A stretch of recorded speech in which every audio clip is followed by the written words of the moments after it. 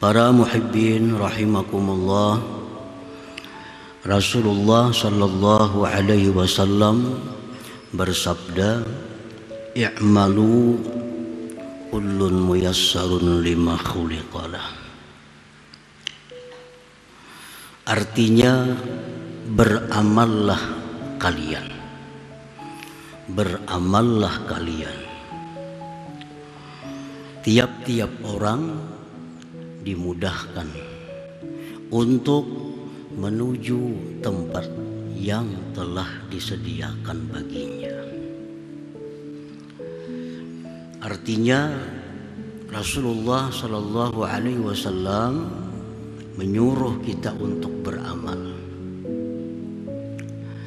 Dan kemana arahnya kita? Apakah kita termasuk orang yang ditentukan Allah sebagai ahli surga atau sebaliknya? Maka ketentuan Allah yang demikian itu ditandai dengan kemudahan kita beramal untuk itu. Apabila kita disediakan Allah tempat di surga, kita dimudahkan untuk beramal jalan ke surga. Apabila kita tempatnya di neraka, kita dimudahkan Allah beramal maksiat sebagai jalan ke neraka itu. Nah, para muhibbin rahimakumullah. Jadi orang-orang yang sudah ditentukan Allah sebagai ahli surga, dia selalu dibantu, ditolong oleh Allah, dimudahkan untuk beribadah kepadanya. Nah, sebaliknya, orang-orang yang ditentukan Allah sebagai penghuni neraka, dia dicegah Allah untuk taat kepada Allah. Dia dimudahkan untuk berbuat maksiat kepadanya. Itulah yang dimaksud sabda Nabi, kullun muyassar lima khuliqalahu. Para muhibbin rahimakumullah, amal, ujar para ulama, harakatul jisim awil qalbi. Amal itu artinya gerak tubuh atau hati. Gerakan tubuh kita disebut amal. Gerakan hati disebut amal. Jadi i'malu, beramallah kamu. Baik dengan gerakan tubuh atau gerakan hati. Fa in taharraka bima fihi thawab summiya ta'ah. Apabila bergerak jisim atau hati dengan sesuatu yang mendatangkan pahala, amal itu dinamakan taat. Apabila gerakan tubuh, gerakan hati mendatangkan pahala, dinamakan amal itu amal taat namanya. Wa in taharraka bima fihil iqab yusamma ma'siyatan. Apabila gerakan tubuh atau hati ini mendatangkan siksa, maka itu dinamakan amal maksiat. Jadi maksiat itu amal juga, taat itu amal juga. Tergantung dapatnya. Bila dapat pahala, amal dinamakan taat. Bila dapat siksa, amal disebut maksiat. Nah, kuat beramal, jar amal apa? Orang kuat main judi, kuat beramal juga. Karena amal itu perbuatan. Belum bisa dinamakan amal itu taat atau maksiat sebelum kita mendapatkan nilainya. Bila nilainya pahala, hanyar dinamai taat. Bila maksiat, hanyar namanya adalah, bila dosa, siksa, nah itu amal maksiat. Para muhibbin rahimakumullah. Amal yang kita perbuat yang dinamakan taat itu, yang kita bahas ini amal taat. oleh para ulama dibagi ada 3. Satu disebut amalus syariat, amal syariah. Yang kedua disebut amal tarikat. Yang ketiga amal hakikat. Nah, ketiga-tiganya ini harus kita amalkan. Ketiga-tiganya harus kita amalkan karena itu ajaran junjungan kita Nabi besar Muhammad sallallahu alaihi wasallam. Jangan hanya berhenti sampai syariat atau sampai tarikat, tapi hendaknya syariat, tarikat dan hakikat itu menjadi satu kesatuan dalam amal taat kita itu. Para muhibbin rahimakumullah, amal syariat itu gunanya, manfaatnya li islahil jawarih, untuk membaguskan anggota, mata, telinga, tangan, kaki, perut. Nah, supaya bagus itu mesti melakukan amal-amal syariat. Dengan apa amal syariat itu kita lakukan? Pertama dengan tobat. Yang kedua dengan takwa. Yang ketiga dengan istiqamah. Nah, 3 ini untuk membaguskan anggota kita, amal syariat. Amal syariat itu apa? Tobat, takwa, istiqamah. Nah, ini mesti dilaksanakan, mesti diamalkan. Tobat, habis tobat hanya takwa kepada Allah, habis takwa hanya istiqamah. Istiqamah artinya terus menerus dalam ketakwaan dalam berbagai keadaan apapun. Artinya takwanya itu kada angin-anginan. Kadang waktu miskin takwa, bila kada sing duitan. Nah, bila banyak duit hilang takwanya. Nah, ini kada istiqamah. Atau ada sebaliknya, orang begitu banyak duit rajin beribadat, bila duit pina sakit, sakit juga ibadatnya. Ini kada istiqamah. Istiqamah itu selalu taat kepada Allah dalam keadaan susah, dalam keadaan senang, dalam keadaan sendiri, dalam keadaan orang banyak, dalam keadaan apapun selalu takwa kepada Allah, istiqamah. Nah, jadi 3 itu dulu yang kita tanamkan dalam diri kita untuk melangkah ke amal berikutnya. Amal syariat ini mesti diselesaikan. Tobat. Nah, dengan tobat itu kita menjadi bersih. Nah, menjadi bersih. Sesudah bersih, tobat itu pembersihnya, lalu diri kita ini kita hiasi dengan takwa. Nah, dihiasi dengan takwa. Takwa itu diperkuat dengan istiqamah. Selalu dalam keadaan takwa kepada Allah Subhanahu wa ta'ala. Nah, para muhibbin rahimakumullah, jadi jangan ada kita ini memelihara dosa. Jangan ada. Berbuat dosa itu biasa karena manusia, dan tidak ada jaminan dari Allah seperti Nabi dan Rasul. Tetapi yang diperintahkan itu jangan sampai kita memelihara dosa. Kita berbuat dosa hari ini, tobatlah hari ini. Berbuat dosa malam ini, tobatlah malam ini. Jangan sampai ada dosa itu melekat dalam tubuh kita. Jangan memelihara maksiat. Nah, jangan memelihara maksiat.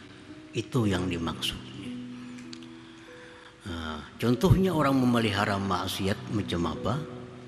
Contohnya orang yang dalam hatinya ada menyimpan permusuhan kepada makhluk Allah. Nah, ini dalam hatinya ini ada benci lawan satu orang atau dua orang, tiga orang dari makhluk Allah. Nah, itu menyimpan, memelihara kebencian. Kita boleh benci kepada seorang makhluk Allah tapi tobat kepada Allah. Jangan dipelihara, jangan diingun. Nah, jadi ada kebencian hati kita kepada hamba Allah itu mesti dihentikan. Nah, dibersihkan. Jangan sekali-kali menyimpan dendam di dalam hati, karena ini menghalang kita untuk mendapatkan hidayah Allah Subhanahu wa ta'ala. Nah, jadi itu yang dimaksud memelihara ini, memelihara dosa. Contohnya lagi orang melakukan riba. Nah, riba ini kan ada waktu. Orang membungakan duit itu setahun misalnya. Setahun itu berarti kita memelihara dosa. Nah, memelihara dosa. Bagaimana kalau kita mati di tahun itu dalam keadaan berdosa? Nah, jangan memelihara dosa. Kalaupun berbuat dosa, Allah maklum, tapi segera kembali kepada Allah. Kembali kepada Allah. Jangan disimpan dosa, jangan diingun, jangan dipelihara, itu aja. Nah, kalau pekerjaan kita ini pekerjaan dosa. Kita bekerja di tempat dosa. Nah, keluar dari pekerjaan itu. Keluar. Jangan mau bekerja di tempat yang selalu mendatangkan dosa. Cari pekerjaan yang baik. Allah pasti akan menolong kalau kita benar-benar takwa kepada Allah Subhanahu wa ta'ala. Gawian ini yang mendatangkan duit ini jalannya selalu maksiat. Usaha ini kada bisa lepas dari maksiat. Pekerjaan kada bisa lepas dari keluar dari pekerjaan itu. Keluar dari pekerjaan. Cari pekerjaan yang diridhai Allah Subhanahu wa ta'ala. Allah pasti akan menolong kalau kita benar-benar mau untuk takwa kepada Allah Subhanahu wa ta'ala. Nah, jadi ini dasar tobat, ini dasar. Apapun yang kita bangun tanpa ada tobat sebelumnya, bangunan itu akan rubuh. Pondasi itu tobat dulu. Pondasinya tobat. Bila bersih, anak dipupuri kayak apa lagi? Maulah orang misalnya wajahnya dengan debu langsung dipupuri, kada mau, pasti dibasuh. Dibasuh dulu. Nah, kayak itu juga ibadah, mau langsung bayang, nak berzikir, dengan hatinya masih dikotori dengan maksiat, kada bisa. Nah, kada bisa. Dalam hadis kudusi Allah berfirman, wahai orang-orang zalim, jangan masuk ke rumahku, jangan masuk ke masjid.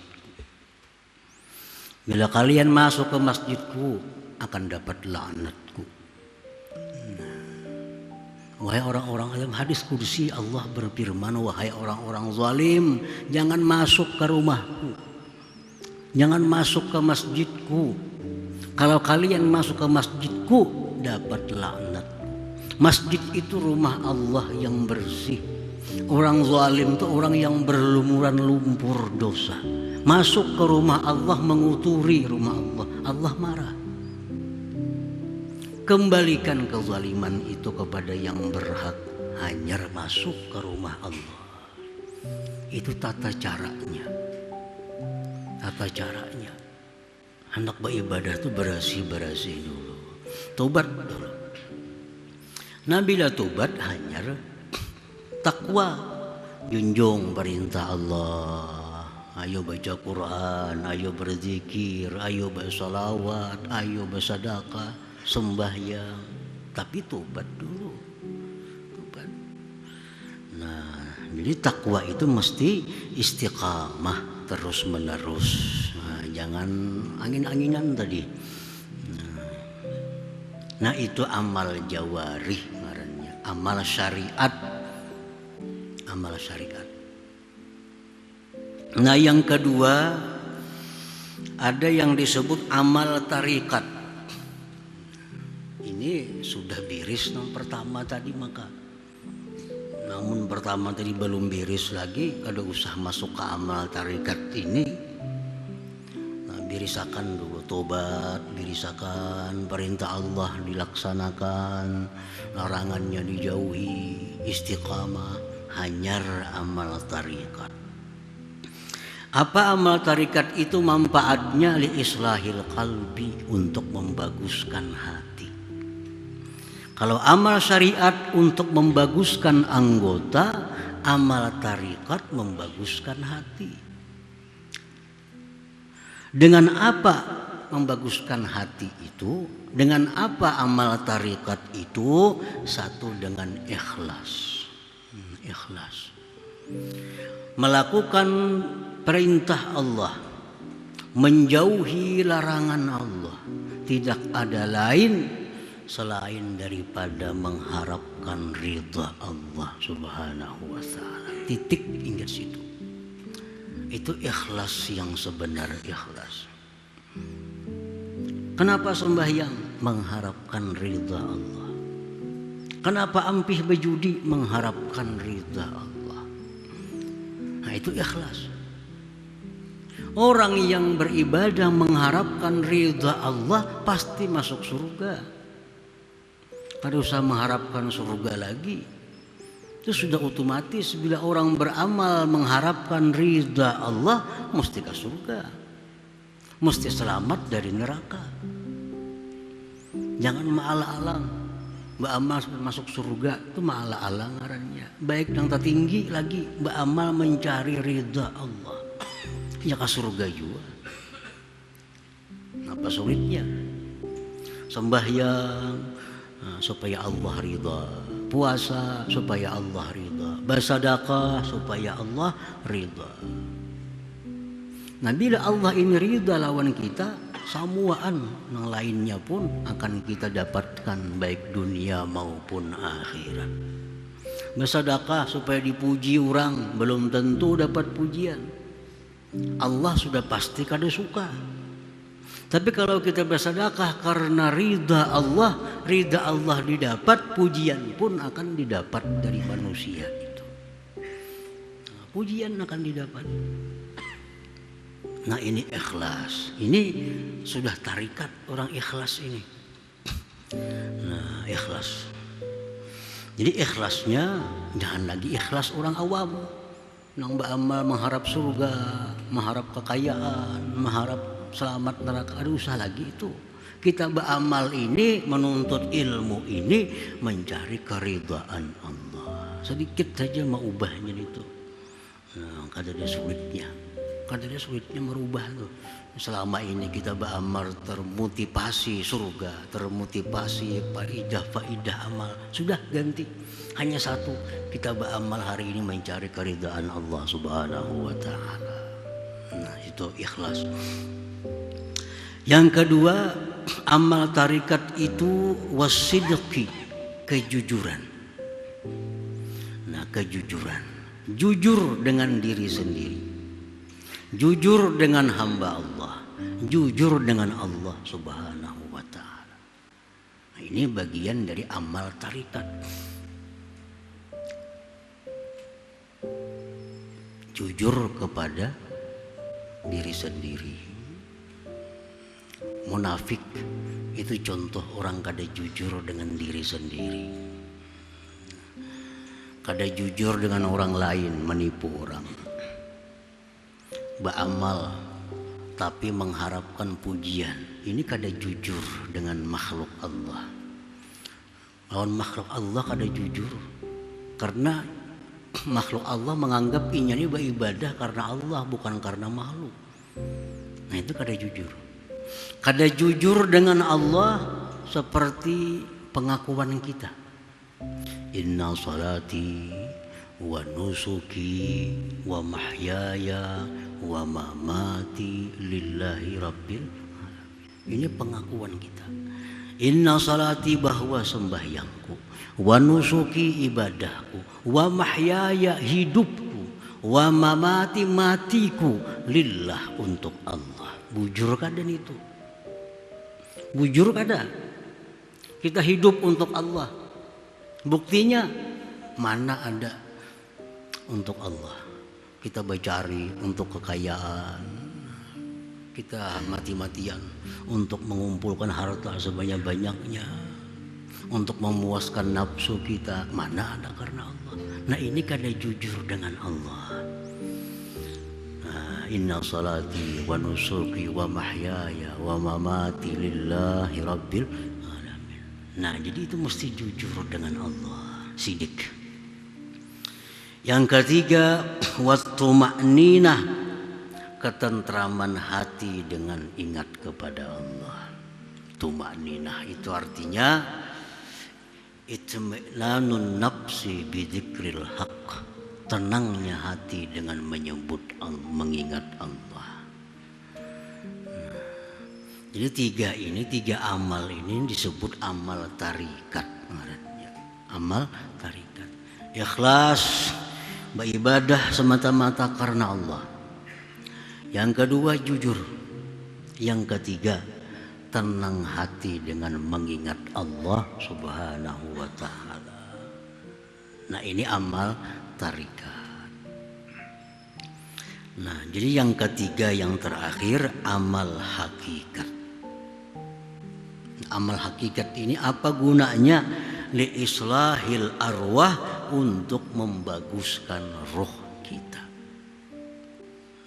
Anggota tubuh bagus, hati bagus, roh bagus. Dengan apa membaguskan roh? Amal hakikat itu bil muraqabah. Muraqabah, selalu merasa dilihat Allah, selalu merasa didengar Allah, selalu merasa diawasi oleh Allah. Nah, ini sudah bagian amal hakikat masuknya. Kemana-mana ia bergerak merasa diawasi oleh Allah. Apa yang dia ucap merasa didengar oleh Allah. Apa yang dia lihat merasa diketahui oleh Allah. Nah, ini sudah orang hakikat. Wal musyahadah, dengan musyahadah, dengan menyaksikan Allah Subhanahu wa ta'ala melalui perbuatan-perbuatannya. Melalui alam semesta ini dia bisa musyahadah bahwa itu adalah perbuatan Allah Subhanahu wa ta'ala. Wal ma'rifati, dan ma'rifah. Nah, tiga hal ini. Jadi ini untuk menjadi seorang manusia yang dipuji oleh Allah dan Rasulnya, maka tiga amal ini mesti ada pada diri seseorang. Syariatnya, tarikatnya, dan hakikatnya. Amal sembahyang, satu kali dia sembahyang sudah masuk dalam ketiga-tiganya. Sembahyangnya betul menurut syariat, sembahyangnya betul menurut hakikat, sembahyangnya betul menurut hakikat. Nah, itulah yang dinamakan aqimis shalah, dirikan sembahyang itu. Dirikan sembahyang, tegakkan sembahyang. Artinya apa? Sembahyang kita sesuai syariat, sesuai tarikat, sesuai dengan hakikat. Nah, ini intinya ilmu. Intinya ilmu itu. Sembahyang dengan syariat saja sesuai, tapi kada ikhlas, kada ada artinya. Syariat sesuai, hakikat sesuai, tapi hakikatnya kada ada, kada berguna. Jadi mesti ketiga-tiganya. Kita sembahyang mesti sesuai dengan syariat, sesuai dengan tarikat, sesuai dengan hakikat.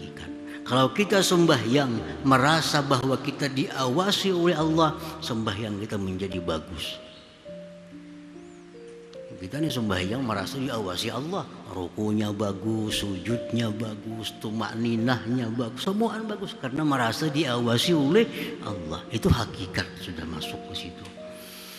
Nah, jadi setiap kali kita beramal, setiap kali kita beribadah, tiga ini mesti ada, sesuai syariat, sesuai tarikat, sesuai hakikat, supaya amal kita ini diterima oleh Allah Subhanahu wa ta'ala. Nah, para muhibbin rahimakumullah, itulah merupakan bagian inti yang pertama dari kitab Al-Hikam itu, bahwa setiap orang yang membaca kitab hikam, menyelesaikan kitab hikam, hendaknya dia itu mesti beramal sesuai dengan tiga amal itu. Satu amal sembahyang, ketiga-tiganya ada syariatnya, tarikatnya, hakikatnya, supaya sembahyang kita menjadi sembahyang yang dapat kita ambil manfaat di akhirat nantinya. Para muhibbin rahimakumullah, berkata Imam Ahmad ibnu Athaillah As-Sakandari rahimahullah ta'ala wa nafa'ana bi'ulumihi wa asrarih, sawabiqul himam la takhriku aswaral aqdar. Sawabiqul himam la takhriku aswaral aqdar.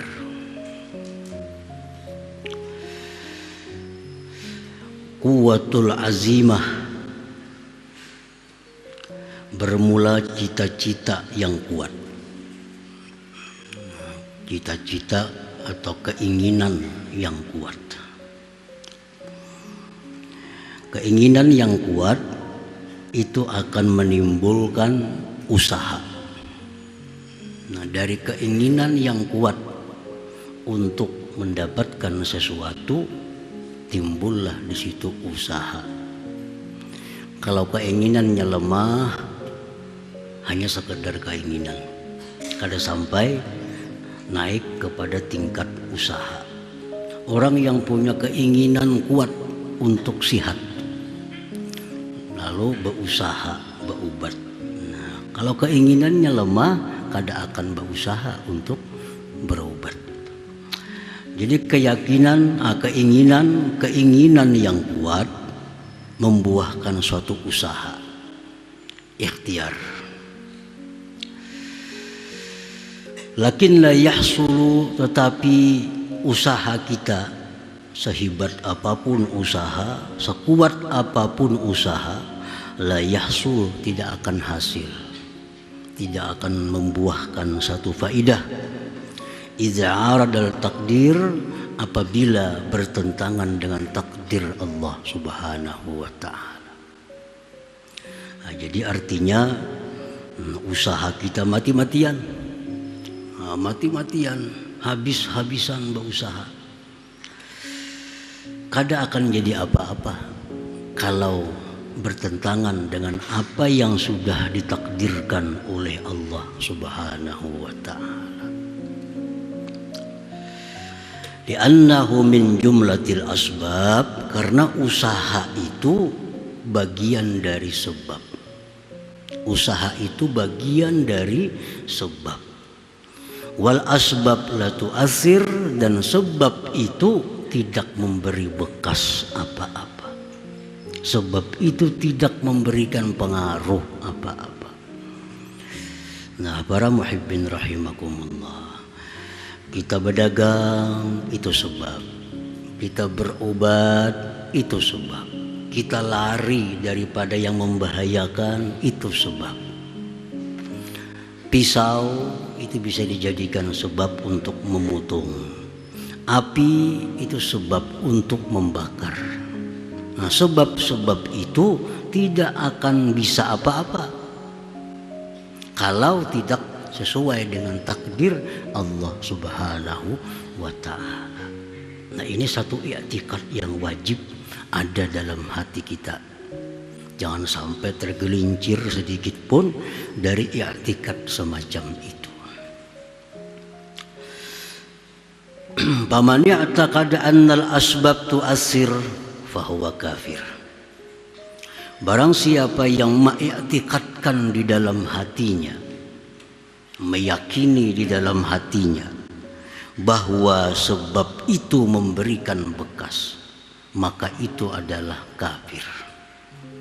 Kafir. Mengiktikadkan di dalam hati bahwa sebab itu memberi bekas. Berdagang itu mengayakkan, bertani itu mengayakkan, pisau itu memotong, api itu membakar. Nah, i'tikad dalam hati seperti itu, maka dia sudah keluar dari Islamnya, sudah keluar dari Islam. Nah, para muhibbin rahimakumullah, jadi jangan sampai ada dalam hati kayak itu. Mungkin ada berusaha kayak pandang sugih, nah diam di rumah, kada berusaha, maulah sugih, kok adanya mau sugih, mungkin kada berusaha. Nah kalau itu jadi i'tikad di dalam hati, kafir, kafir. Karena dia mengiktikadkan bahwa usaha itu mengayakkan, membuat orang kaya. Kayak panak sigar, orang mau berubat, apa berubat, mau tuh sigar. Nah seolah-olah dia mengiktikadkan bahwa obat itu yang menyembuhkan. Bila itu jadi i'tikadnya di hati, keluar dari Islam, karena menyekutukan Allah Subhanahu wa ta'ala. Nah ini ucapan-ucapan itu jangan dianggap remeh, jangan dianggap inting, seolah-olah sebab itu segala-galanya. Padahal sebab kada punya apa-apa kalau kada didukung oleh takdir Allah Subhanahu wa ta'ala. Siapa yang mengiktikadkan bahwa sebab itu memberikan bekas, itu kafirun, kafir. Yalah kasih bersahadat saja lagi itu, yang lambat-lambat langsung asyhadu an la ilaha illallah wa asyhadu anna muhammadar rasulullah, karena tadi sudah keluar dari Islam. Nah, kalau sudah taka hati demikian. Wa man i'taqada anna al-asbab tu'assiru bi quwwatin ja'alaha Allah fiha fahuwa fasiqun. Siapa yang mengiktikadkan, meyakini di dalam hati bahwa sebab itu memberikan bekas dengan sebab kekuatan yang Allah jadikan pada sebab itu, maka itu orang adalah fasik. Nah, tak inting sedikit, tak inting. Pisau itu bisa memotong karena Allah jadikan di pisau itu kekuatan. Nah dengan kekuatan itu pisau jadi memotong. Api itu membakar dengan kekuatan yang Allah letakkan pada api sehingga api bisa membakar. Nah itu fasik, i'tikad seperti itu, fasik.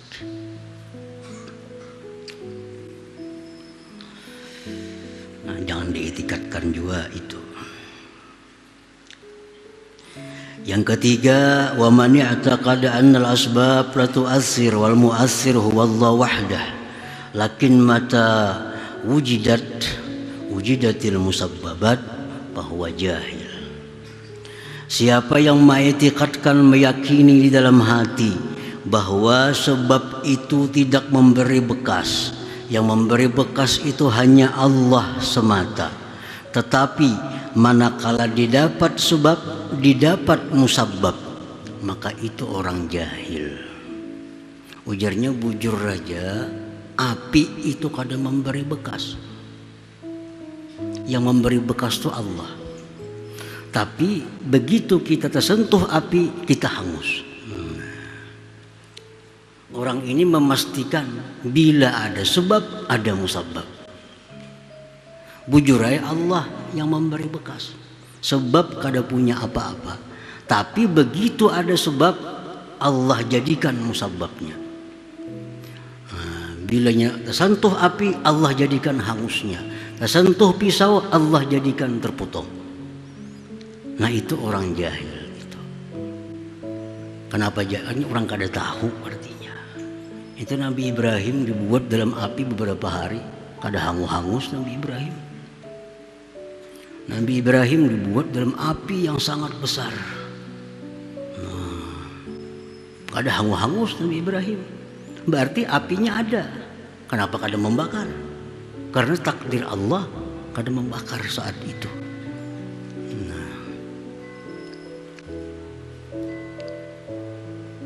Nabi Ismail alaihissalam disembelih oleh Nabi Ibrahim sesuai perintah Allah dalam mimpi. Begitu disembelih Nabi Ibrahim, pisaunya tumpul. Mestinya putus sudah leher Ismail. Begitu disentuhkan pisau, kada mempan. Ternyata Allah gantikan dengan seekor kibas. Nah berarti sebabnya ada, kenapa kada putus? Nah itu menunjukkan bahwa sebab itu kada memberi bekas. Nah kada memberi bekas. Man ya'taqada annal asbab la tu'azzir wal mu'assir huwa Allah wahdah. Wujudus sabab la yulazimu wujudal musabbab fahuwa muwahhid mu'min.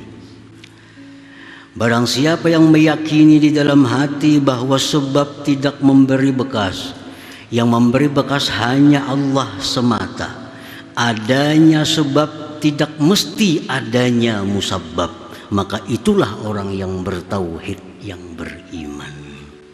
Nah ini yang kita etikatkan, ini yang kita yakin dalam hati sampai mati. Sebab itu kada memberi bekas. Yang memberi bekas hanya Allah semata. Adanya sebab belum tentu ada musabbab, belum tentu. Ada api belum tentu membakar. Ada obat belum tentu menyembuhkan. Nah itulah orang yang muwahhid, yang bertauhid, yang bujur-bujur mengesahkan Allah Subhanahu wa ta'ala. Jadi dari 4 macam i'tikad itu hanya satu yang selamat. Satu yang selamat. Jadi apapun yang kita lihat, apapun yang kita dengar, apapun yang kita rasa, kita meyakini dengan sepenuhnya bahwa yang memberi bekas itu hanya Allah Subhanahu wa ta'ala. Sebab tidak memberi bekas, dan adanya sebab belum tentu adanya musabbab. Nah para muhibbin rahimakumullah,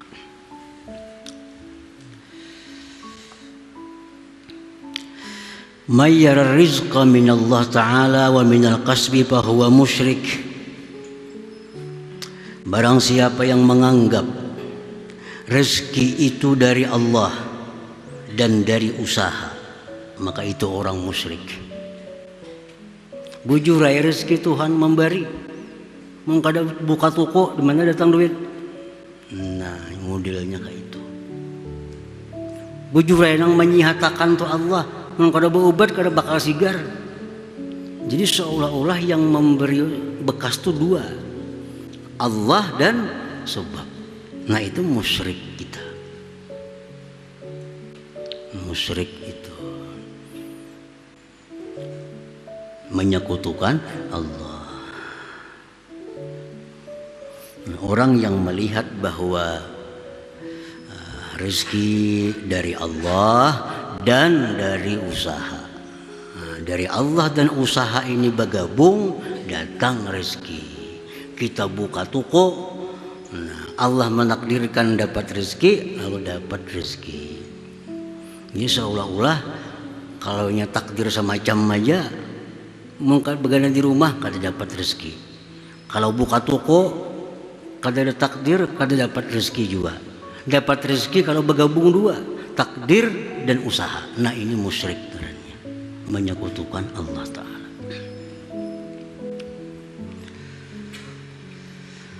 Mayyara rizqa min Allah Ta'ala wa la yadri ayutihi amla bahwa syakkun munafik. Orang yang mengetikadkan bahwa rezeki itu dari Allah, bujur, aku yakin 100% rezeki dari Allah. Cuma aku kada tahu diberinya kada. Nah, Bujur rezeki dari Allah. Cuma aku kada tahu apakah aku diberi atau kada isuk kaina. Itu orang yang ragu-ragu ngarannya munafikun, orang yang munafik itu. Jangan dipakai juga itu etikat itu. Yang ketiga, mayyara rizqa minallah wa la yuaddi haqqah aw ya'sillaha ta'ala li ajli kasbi fa huwa fasik. Orang yang mengetikatkan bahwa rezeki dari Allah semata. Nah, dia mengetikatkan bahwa rezeki itu dari Allah, titik. Tapi inya kadang menunaikan hak rezeki. Atau dia cari rezeki dengan cara yang maksiat. Bahwa fasikun, maka dia fasik itu. Fasik. Etikatnya bujur. Etikatnya benar bahwa rezeki itu hanya dari Allah. Tapi cara mencarinya maksiat. Nah, cara mencarinya cara yang luput dari syariat. Nah, itu orang fasik. Yang keempat, mayyara rizqa minallah wahdahu wa akhraja haqqah wa la ya'sillah li ajli kasbi fahuwa mu'minun mukhlis. Orang yang mengetikatkan rezeki dari Allah semata, dia keluarkan haknya rezeki, dia tidak maksiat kepada Allah mencari rezeki itu, maka itulah orang mukmin yang mukhlis. Jadi rezeki dari Allah, bukan dari yang lain. Dia keluarkan hak-hak rezeki seperti zakat misalnya, dia keluarkan dan mencari rezeki dengan cara yang benar. Nah, inilah mukmin mukhlis namanya. Para muhibbin rahimakumullah, qala Rasulullah sallallahu alaihi wasallam mukhbiran 'anil iman. Rasulullah bersabda mengkhabarkan beliau tentang iman, an tu'mina billah wa malaikatihi wa kutubihi wa rusulihi wal yaumil akhir wa tu'mina bil qadar khairihi wa syarri. Ujar Nabi, iman itu beriman dengan Allah, malaikat, kitab-kitab, rasul-rasul, hari kiamat, dan engkau beriman dengan takdir khairihi baik wa syarrihi dan jahat. Orang beriman takdir Allah baik itu. Orang kada beriman takdir Allah jahat. Orang taat takdir Allah. Orang maksiat takdir Allah juga. Nah, kita wajib itu percaya. Nah, itu wajib diiktikadkan di dalam hati seperti itu. Wa huwa mustamilun ala arba'ah, itu sabda Nabi tadi mencakup 4 hal. Yajibu alaika an tu'mina anna wuqu'al asya tabaqan li'ilmi al-azali biha. Wajib engkau beriman bahwa terjadinya sesuatu di alam semesta ini sesuai bagi ilmu Allah. Sesuai bagi ilmu Allah. Apapun yang ada di alam semesta ini sesuai dengan apa yang diketahui oleh Allah. Mustahil ada sesuatu yang terjadi tidak diketahui oleh Allah Subhanahu wa ta'ala. Sekecil apapun, sehelai rambut yang gugur dari kepala kita, sepengetahuan Allah.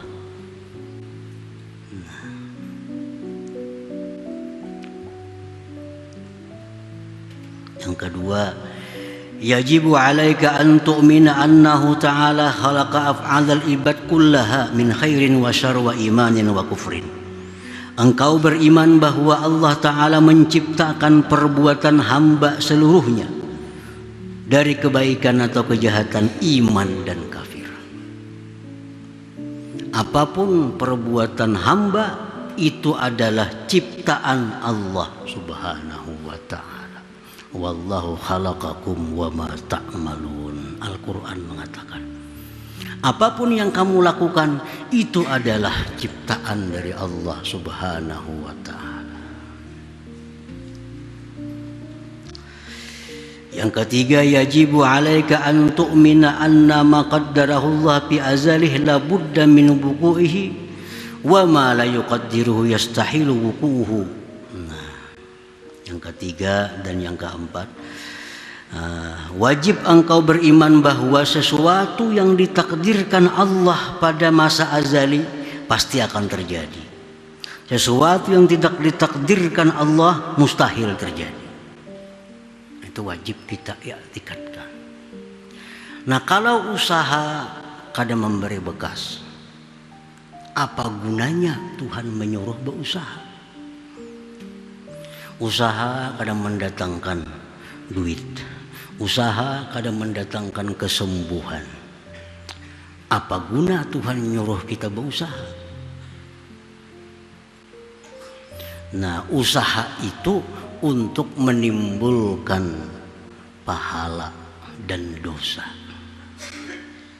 Bila kita berusaha sesuai dengan cara yang digariskan Allah, jadi pahala. Bila kita berusaha dengan cara yang tidak sesuai dengan Allah, jadi dosa. Nah, hanya sampai di situ gunanya usaha itu. Kita disuruh berusaha, disuruh berubat. Hadis Nabi mengatakan berubatlah kamu. Disuruh berubat. Tapi apa guna kalau ubat tuh kada apa-apa, kada sesuai takdir. Apa gunanya berubat? Kan takdir juga. Nah, berubat itu disuruh untuk mendatangkan gerakan tubuh kita supaya dapat pahala.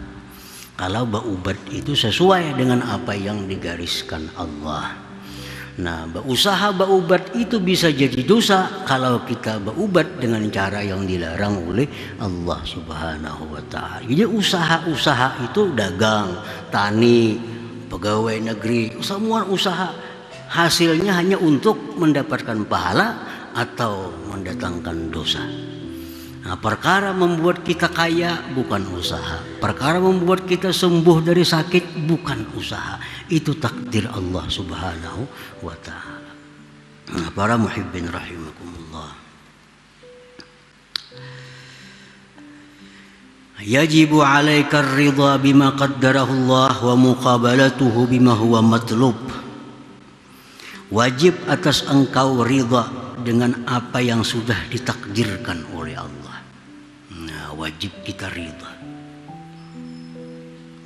dan membetulinya, menyikapinya dengan sesuatu yang dituntut oleh Allah Subhanahu wa ta'ala. Ridha dengan sakit bukan berarti kita kada boleh berobat. Ridha dengan kesusahan bukan berarti kita kada boleh mencari ke lapangan. Nah, jadi kita wajib ridha dengan apa yang terjadi, yang ditakdirkan oleh Allah. Dan kita wajib menyikapi takdir itu dengan sesuatu yang dituntut oleh Allah. Contohnya, kita ditakdirkan Allah dapat nikmat. Nah, dapat nikmat, ya. Berapapun kita dapat nikmat, kita wajib ridha. Nah, karena itu sudah ketentuan Allah. Nah, nikmat yang diberikan Allah itu kita wajib ridha dan wajib kita menyikapinya dengan syukur kepada Allah Subhanahu wa ta'ala. Nah, syukur ini sikap kita terhadap takdir itu. Ditakdirkan Allah kita dapat duit, kita ridha. Berapapun dapatnya, ridha. Dan kita wajib mensyukuri itu nikmat tadi. Hari ini mestinya berharap-harap dapat 1 juta, sekalinya dapat 100.000. Wajib ridha.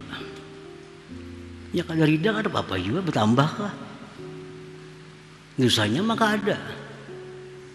Nah, alhamdulillah dapat 100.000. Jaka 50.000 aja. Jaka perai lalu. Nah, jadi nikmat itu takdir Allah hari ini dapat nikmat, sikapi dengan syukur. Seapapun nikmat yang datang kepada kita dari Allah Subhanahu wa ta'ala. Nah, yang kedua, kita ditakdirkan oleh Allah mendapat bala. baik bala pada diri, harta, keluarga, dapat bala. Kita wajib ridha. Jangan cari kambing hitam. Ini gara-gara si Anupang nih, ini nang kayak ini. Nah, jangan lagi nih tuh. Kalau sudah mengaji ini nih. Ini wajib ridha. Kita dapat suatu bala, kita wajib ridha dan menyikapi bala itu dengan sabar. Dengan sabar. Arti sabar itu apa? Mengadukan hal kepada Allah Subhanahu wa ta'ala. Kita dapat bala, kaduakan lawan Tuhan. Nabi Ya'qub alaihissalam, innama ashku bathi wa huzni ilallah. Aku hanya melaporkan duka cita kesedihanku itu kepada Allah Subhanahu wa ta'ala. Bukan berarti kita kada boleh ke dokter melaporkan penyakit, bukan berarti kita kada boleh lapor ke polisi bila kita kehilangan, bukan itu artinya. Cuma yang pertama kita lapori itu Allah Subhanahu wa ta'ala. Sesudah kita lapor kepada Allah, kita tunggu petunjuk Allah. Kemana selanjutnya? Nah, kemana selanjutnya? Ya Allah, hamba susah, hamba kada berduit, hamba lapar. Lapor lawan Tuhan. Nah, kita hanya tunggu kemana Allah memberi arahan. Oh, datangi rumah si Anu, di sana ada makanan. Datangi, jangan sana lagi. Kepada aku lapar, nada kan nasi, ada apa lagi? Nah, sudah lapor lawan Allah. Yang pertama dilapuri itu Allah. Sakit ya Allah, hamba sakit ya Allah. Nah, tunggu lagi ilham dari Allah, kemana kita mencari obatnya, ke sana ke sini. Jadi bala itu takdir Allah dan kita wajib ridha. Dan sikapilah dengan sabar. Yang ketiga, takdir Allah taat. Taat. Kita hari ini bisa sembahyang, takdir Allah. Kita hari ini bisa nuntut ilmu, takdir Allah. Kita hari ini bisa baca Quran, takdir Allah. Kita hari ini bisa sembahyang tahajud, takdir Allah. Takdir Allah. Dan sikapi itu takdir taat dengan mengingat nikmat anugerah Allah Subhanahu wa ta'ala, supaya jangan ujub jadinya. Nah, jadi kita bisa sembahyang hari ini, bisa mengaji hari ini. Nah, kita ingat bahwa ini adalah anugerah Allah. Jika aku kada dianugerahinya, kada bisa mengaji pang hari ini. Jika kada diberinya hidayah, taufik, kada bakal bisa nuntut ilmu hari ini. Nah, cuma karena aku diberinya hidayah, taufik, pertolongan, bisa nuntut ilmu hari ini. Jadi sikapi takdir taat dengan mengingat anugerah Allah Subhanahu wa ta'ala. Nah, yang keempat, maksiat. Kita ditakdirkan Allah hari ini maksiat. Kita wajib ridha. Wajib ridha. Jangan protes. Kenapa aku harus maksiat? Sadang sudah menjaga diri. Sadang sudah beapik tatap maksiat. Jangan protes. Kita hari ini ditakdirkan Allah berbuat maksiat, pasti akan terjadi. Imam Junaid Baghdadi dalam kitab Iqazul Himam ditanya oleh muridnya, ayaznil arif billah. Apakah bisa berzina orang yang sudah titelnya al-arif billah itu? Orangnya sudah arif billah, alahan pada wali lagi, bisalah berzina. Jar Junaid Baghdadi, wa kana amrullah qadaran maqdura. Takdir Allah pasti akan terjadi. Walaupun itu orang wali, orang arif billah, kalau takdirnya ini berzina akan terjadi. Nah, jadi kalau kita ditakdirkan oleh Allah maksiat, kita ridha. Sikapi takdir itu, takdir maksiat ini birruju wa taubah ilallah faura, dengan kembali dan tobat segera kepada Allah Subhanahu wa ta'ala. Nah, kita hari ini maksiat, sudah ridha. Ditakdirkan hari ini maksiat, kita kada berdaya upaya. Sudah sadang aja maliung sudah. Tatap tagawi jo maksiat ini. Kita ridha dengan Allah yang menakdirkan itu. Segeralah kita tobat kepada Allah, kembali kepada Allah Subhanahu wa ta'ala. Nah, itu 4 hal takdir dan 4 hal yang kita dituntut untuk menyikapi takdir Allah Subhanahu wa ta'ala tadi. Para muhibbin rahimakumullah, samaratul iman bil qadar, buahnya iman dengan takdir, 1 al-itminan, tenang. Nah, kalau sudah percaya dengan segala-galanya bahwa itu takdir Allah, akan timbul itminan, ketenangan hati. Nah, apalagi kita takdir Tuhan dah. Nah, kayak apa lagi? Sudah coba usaha ke ini, ke itu, ke ini, kata apa aja. Nah, sudah takdir Allah. Nah, akan tenang hati kita, tenang. Yang kedua, buahnya iman itu adalah at-tawakkul. Nah, karena takdir Allah ini lalu kita berserah kepada Allah. Kita berusaha, kita sukses dengan usaha kita. Ini adalah takdir Allah, bukan karena usaha ini. Kita berusaha lalu gagal, jangan salahkan usahanya. Itu takdir Allah Subhanahu wa ta'ala. Nah, yang ketiga buah iman kepada takdir itu adalah ada mutaubikh li khalqillah, tidak akan mencela kepada makhluk Allah. Kada akan mencela. Kenapa? Karena itu takdir Allah Subhanahu wa ta'ala. Nah, para muhibbin rahimakumullah, ini bagian kedua, ini hati daripada hikam, merupakan sesuatu yang terjadi pada diri kita setiap hari. Jangan sampai kita salah dalam i'tikad. Salah dalam i'tikad itu lebih berbahaya daripada salah anggota tubuh yang lainnya. Kalau salah pandang, paling haram. Kalau salah dengar, paling haram. Kalau salah i'tikad, kita kafir.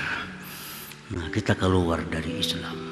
Jadi i'tikad ini bujur-bujur, jangan sedikit pun tergelincir daripada yang sudah digariskan oleh Allah Subhanahu wa ta'ala. Para muhibbin rahimakumullah, berkata Al-Imam Ahmad ibnu Athaillah As-Sakandari rahimahullah, nafa'ana bi ulumihi wa asrarih, min alamati ittiba'il hawa al-musara'atu ila nawafidil khairat wa takasulu anil qiyami bil wajibat. Yang artinya sebagian dari tanda mengikut hawa nafsu, bersegera kepada kebaikan-kebaikan yang sunat, dan malas daripada melaksanakan sesuatu yang diwajibkan oleh Allah Subhanahu wa ta'ala.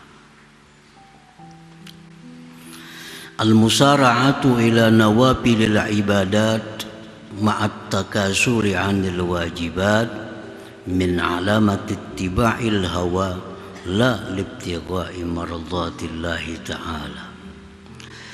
Bermula bersegera atau rajin bersemangat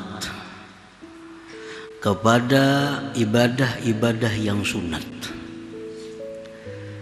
tetapi malas berat melaksanakan ibadah-ibadah yang wajib. Itu pertanda mengikuti hawa nafsu, bukan mencari keridhaan Allah Subhanahu wa ta'ala. Jadi mengetahui ibadah kita ini apakah untuk mencari keridhaan Allah atau kita ini hanya untuk mencari kesenangan hawa nafsu. Apabila kita ini rajin melakukan yang sunnah tetapi kada gairah melaksanakan yang wajib, kada bersemangat melaksanakan yang wajib, itu pertanda bahwa ibadah kita itu bukan untuk keridhaan Allah tetapi untuk hawa nafsu. Nah, ini sangat penting Diketahui karena amal ibadah yang karena nafsu itu tentu ditolak oleh Allah Subhanahu wa ta'ala. Jadi kita pastikan ibadah kita ini karena apa? Apa kita sembahyang, baca Quran, baca ratib itu karena Allah, mencari ridhanya Allah, atau karena hawa nafsu? Nah, apabila sudah yakin bahwa ini tujuannya untuk mencari keridhaan Allah, nah laksanakan ibadah itu. Tapi bila tujuan kita ini hanya untuk menuruti keinginan nafsu, itu ibadah hanya sia-sia, kada akan menjadi manfaat kepada dirinya. Para muhibbin rahimakumullah, fayajibu 'alal insan ay yuqaddimal wajib 'alan nawafil. Nah, jadi wajib seseorang itu mendahulukan kewajiban atas yang sunnah. Itu wajib itu. Bersedekah itu sunat. Menyumbang masjid, menyumbang pondok pesantren itu sunat. Membayar hutang hukumnya wajib. Nah, apabila kita ini sukanya menyumbang, sukanya bersedekah, sukanya berbuat sosial, tapi malas bayar hutang, pertanda kita itu menuruti keinginan nafsu, bukan mencari ridhanya Allah. Nah, jika mencari ridhanya Allah, tentu yang disukai Allah yang diutamakan, yaitu yang bayar hutang itu. Nah, para muhibbin rahimakumullah, demikian halnya kita banyak hutang, sembahyang misalnya, banyak hutang, keparduan, sembahyang fardu banyak hutang, tapi kita malas mengqadha. Kulir mangkala. Kalau sudah sembahyang hajat, wah bersemangat kita. Sembahyang hajat bersemangat, sembahyang duha bersemangat. Perkara mangkala yang telah lalu malas. Berarti ini sembahyang duha ini, hajat ini karena hawa nafsu, bukan mencari keridhaan Allah. Bukan mencari keridhaan Allah. Karena kewajibannya ada. Membayar yang fardu itu yang disukai oleh Allah. Kalau mencari ridhanya Allah, tentu melaksanakan yang wajib itu. Yang sunat ini nomor berikutnya. Kalau yang dicari ridhanya Allah. Tapi kalau yang dicari hanya untuk kesenangan hawa nafsu, nah itu lalu ibadah ini kada beraturan lagi. Ibadah itu sebenarnya seluruhnya baik. Seluruhnya ibadah itu, namanya ibadah itu baik, dianjurkan, diwajibkan. Tetapi ibadah itu ada mempunyai tingkatan. Ibadah itu ada mempunyai martabat. Apabila ibadah ini tingkatannya tinggi, perintahnya kuat seperti wajib, nah berarti itu sangat disukai oleh Allah. Nah, sangat diridhai oleh Allah.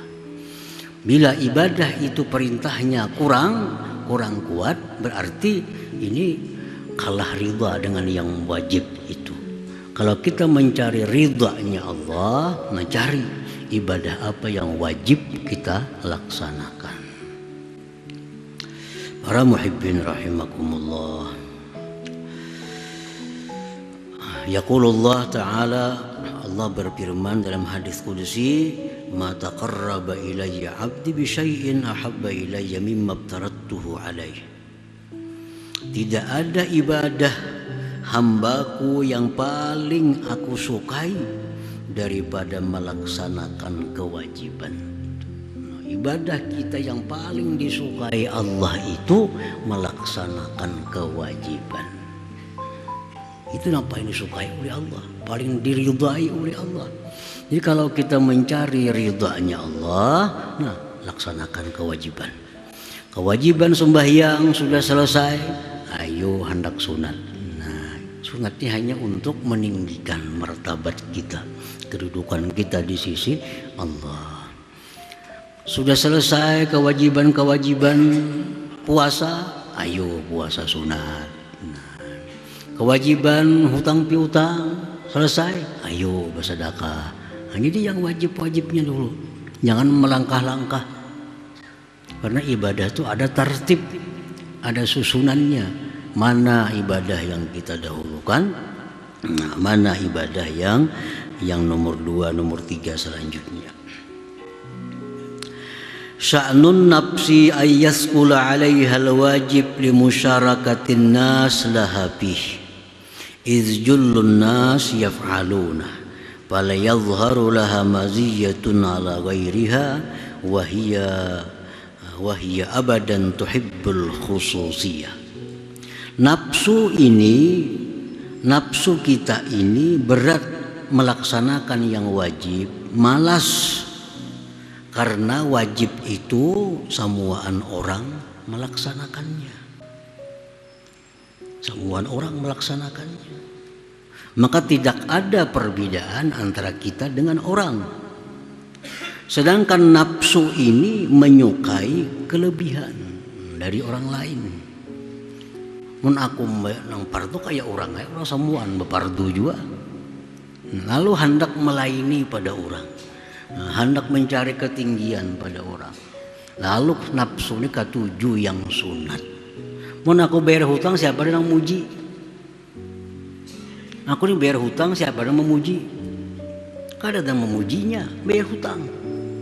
Tapi kalau aku menyumbang sana sini, banyak yang memuji aku. Itu kada banyak yang simpati, sosialnya tinggi. Kalau aku bayar hutang 20 miliar bayar hutang, kan ada yang memujinya orang. Coba kalau bersedekah 1 miliar aja, saling banyakkan pujian-pujiannya. Nah itu yang dikehendaki nafsu, bukan yang diridai oleh Allah Subhanahu wa ta'ala. Mangkada sembahyang fardu samalaman suntuk, siapa ada yang memuji? Ini banyak hutangnya, wajah aja yang fardu dikada semalaman. Coba kalau sembahyang sunat 1000 rakaat semalaman, wah banyak nang memuji. Terus sembahyang sunat ya tahan 1000 rakaat semalaman. Padahal hutang fardu saling banyakan lagi. Kenapa malas? Mangkada yang fardu kan dipuji orang. Tapi kalau kita melaksanakan sembahyang sunat, nah itu dipuji orang. Sanggup sembahyang 1000 rakaat semalaman, disambat orang. Kalau kita mengkata yang fardu berapa ribu rakaat, siapa ada memuji kada ada. Nah oleh karena itu nafsu pada ketujuh itu, nafsu ini mencari pujian-pujian dari manusia ini. Nah para muhibbin rahimakum, ini pedoman kita beramal, pedoman kita beribadah. Jadi kalau samuan ibadah itu baik, ada aturannya. Kadang-kadang ibadah justru hanya menyusahkan tanpa ada faidah, tanpa ada pahala. Yaitu ya kayak tadi.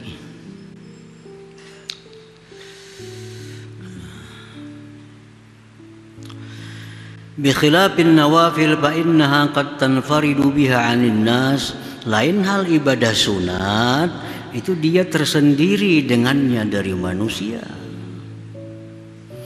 Imma li talabil madhi wassana, ada kalanya dia mencari pujian, atau talabil ujur, atau mencari pahala. Nawahadha minal huzuzin nafsiyah, ini adalah bagian-bagian nafsu. Qala Ibrahim al-Khawwas, inna Allah la yaqbalu min amilin amala illa bisidqi wa isabatil haqq. Sesungguhnya Allah tidak menerima satu amalan dari orang yang beramal kecuali dengan benar dan tepat sasarannya. Ya, tadi. Ibadah kita ini hanya diterima oleh Allah kalau sudah benar dan tepat, isabatil haq.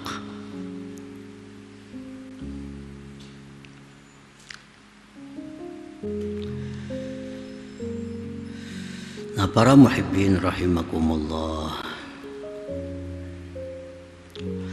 Qala ba'dul ulama man kanatil fadhail ahamma ilaih min ada'il faraid fahuwa makhdu.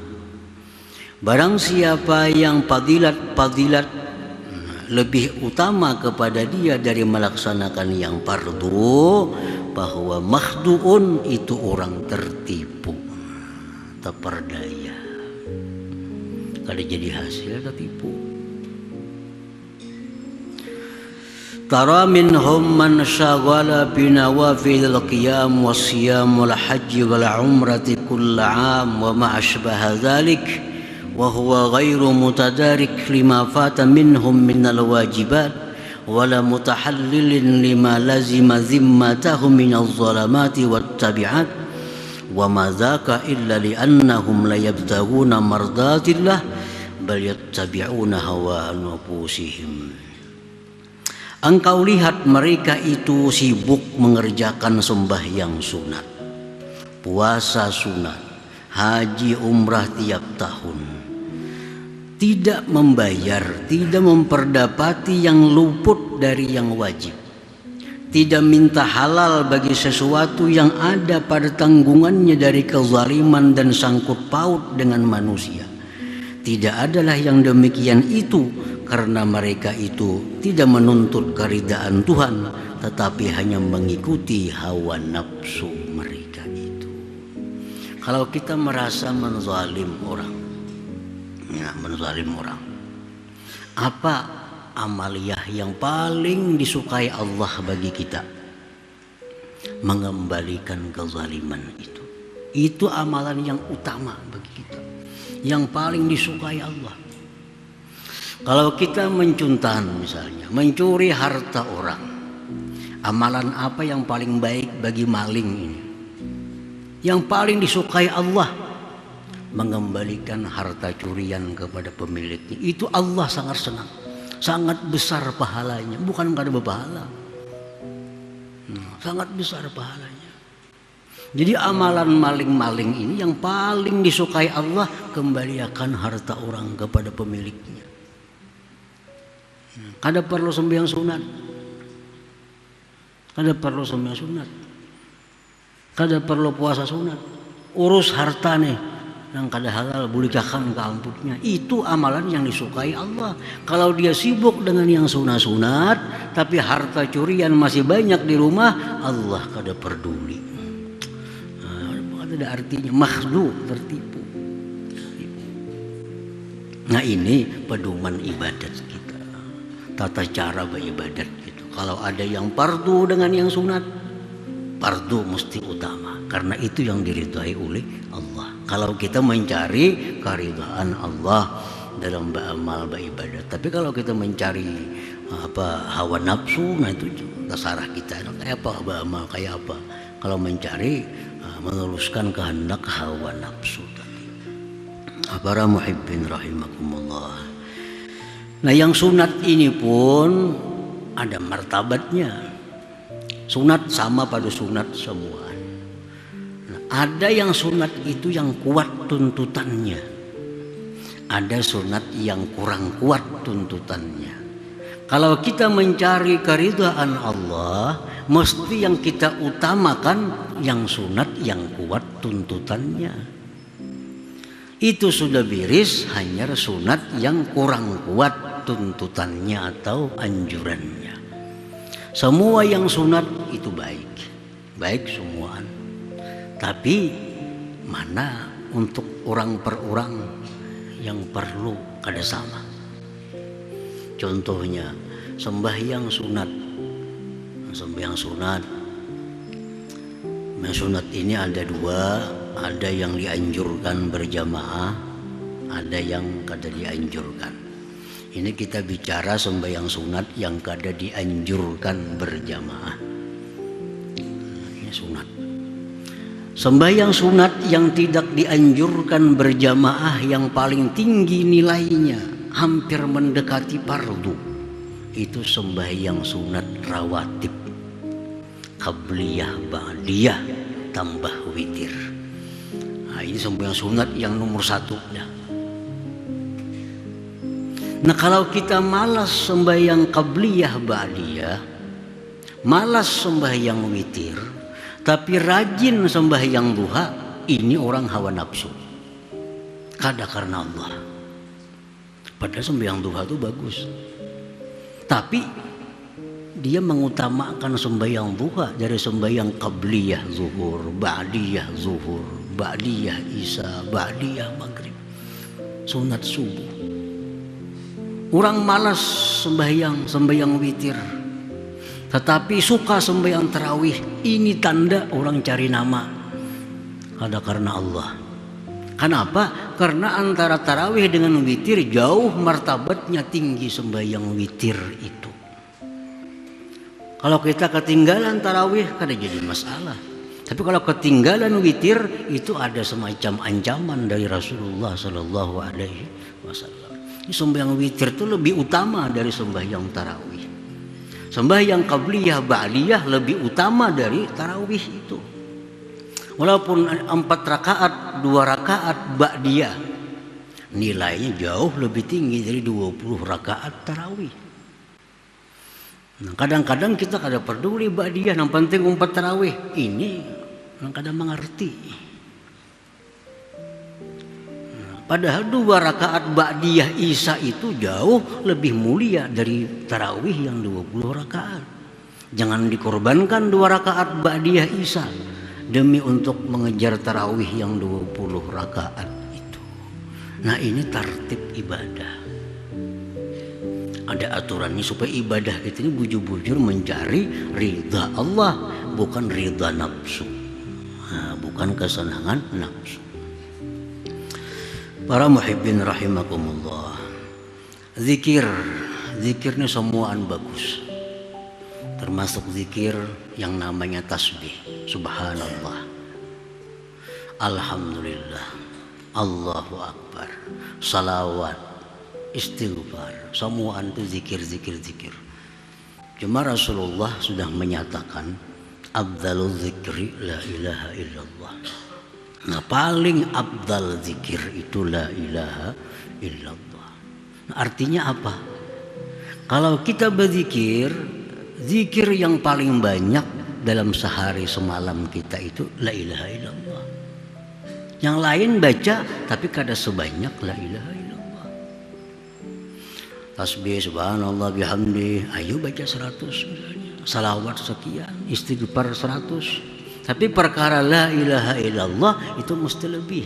Kenapa? Ini yang paling diridhai oleh Allah Subhanahu wa taala. Bila ada orang malas zikir la ilaha illallah, baca yang lain lah pada itu rajin, ini orang bukan karena keridhaan Allah, bukan karena keridhaan, ada tujuan-tujuan lain. Nah, misalnya orang baca ini sanggup 1000 sehari. Kalau membaca la ilaha illallah bakal sanggup dah, paling 100 200. Berarti yang 1000 itu ada karena keridhaan Allah. Berarti ada motivasi lain, ada tujuan lain. Bila mengamalkan ini kan 1000 paling-paling 2 bulan sugih umpamanya. Nah itu sugih itu pang dicarinya. La ilaha illallah ada janji. Ini jelas berarti ibadah kita itu ada tujuan bukan keridhaan Allah. Ratib-ratib yang dikarang disusun oleh para waliullah itu memberi pelajaran kepada kita. Lihat ratibul atas, ratibul haddad, itu kumpulan zikir. Astagfirullahaladzim ada di situ, salawat ada di situ, subhanallah bihamdih ada di situ, apalagi doa ada di situ. Ratib kita, ratibul haddad kita baca tadi. Tapi jumlah yang sidin tulis 3. Perkara la ilaha illallah 100. Kenapa? Karena itu yang paling diridai oleh Allah Subhanahu wa taala. Selawat pulus 10.000 sanggup mengamalkan. Sing panjangan. Karena ada tujuan, banyak duit. Nah, jelas tujuannya kada maradatillah, kada keridaan Allah. Kalau keridhaan Allah mesti la ilaha illallah yang lebih semangat, yang lebih bergairah daripada zikir-zikir yang lainnya. Nah, membaca manakib para wali bagus, dianjurkan. Tapi kalau orang ketujuh baca manakib aja, baca Quran kada ketujuh malas, ini orang karena hawa nafsu. Walinya gini sarek lawan tuang bacaan itu. Siang malam baca manakib aja dibaca. Itu nang bergairah dibaca, itu nang bersemangat. Perkara baca Quran ngantuk. Berarti baca manakib ini kada mencari keridhaan Allah. Ada motivasi lain.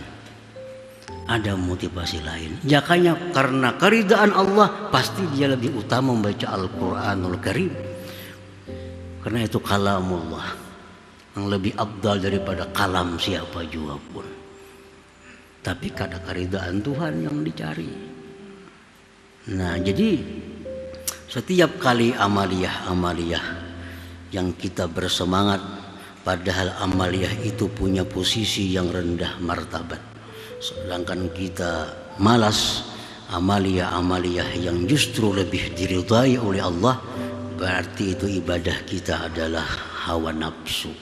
Setiap yang hawa nafsu itu mardudah indallah, ditolak di sisi Allah Subhanahu wa ta'ala. Nah, jadi ini hikam yang keberapa 193 ini pedoman kita menyusun wirid, menyusun ibadah, menyusun bacaan, apa yang terbaik yang kita lakukan, apa yang nomor 2, apa yang nomor 3, supaya ibadah kita itu semata-mata mencari keridhaan Allah Subhanahu wa ta'ala. Dan bagi orang-orang yang beribadah mencari keridhaan Allah, jangan khawatir kalau dapat surga. Jangan khawatir. Jangan khawatir bakal sempit rezekinya, jangan khawatir. Kalau kita sudah dapat keridhaan Allah, surga pasti dapat. Nah, dalam dunia pasti hidup nyaman. Kenapa? Karena dapat ridha Allah. Kalau kita mencari surga, belum tentu dapat mardhatillah itu. Kalau kita beribadah mencari rezeki, ibadah supaya rezeki luas, belum tentu dapat ridha Allah.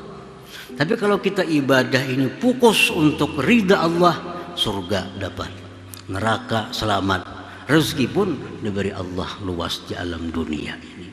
Kenapa? Karena yang kita tuju itu yang paling tinggi, mardhatillah. Ya, kayak istilah orang dahulu, kalau kita menanam padi, rumput kada perlu ditanam. Nah,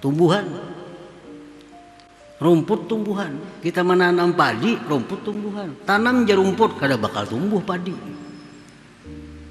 Tunum rumput nak tanami aja. Hadang je padi, kada bakal dapat. Kenapa? Nang kita tanamnya rendah. Kalau kita tanam padi, otomatis macam-macam rumput tumbuhan. Itulah ibadah kita. Kalau mencari ridha Allah, surga dapat. Hidup dalam dunia dijamin oleh Allah, segala macam kebahagiaan dapat, asal ibadah kita ini mencari ridhanya Allah. Nah, cara mencari ibadah yang ridha Allah macam apa? Ketahui dulu martabat ibadah yang mana yang paling diridhai oleh Allah Subhanahu wa ta'ala. Nah, jadi ini intisari daripada hikmah yang ke-193 ini merupakan pedoman kita beribadah, supaya dengan ibadah itu kita mendapat keridhaan Allah Subhanahu wa ta'ala, yang otomatis dapat kebaikan dunia dan akhiratnya, walaupun kadang kita maksud dalam ibadah itu. Nah, para muhibbin rahimakumullah, disinilah kita membaca kitab hikam dan kita akhiri pengajian malam Rabu ini. Mudah-mudahan kita diberi Allah hidayah taufik untuk mengamalkannya, dan dalam dunia dikumpulkan Allah dalam kebaikan dan takwa, di akhirat dikumpulkan bersama junjungan kita Rasulullah sallallahu alaihi wasallam. Bismillahil Fatihah. Ar-Rahmanir Rahim, Maliki Yaumiddin, Iyyaka na'budu wa iyyaka nasta'in, Ihdinas siratal ladzina an'amta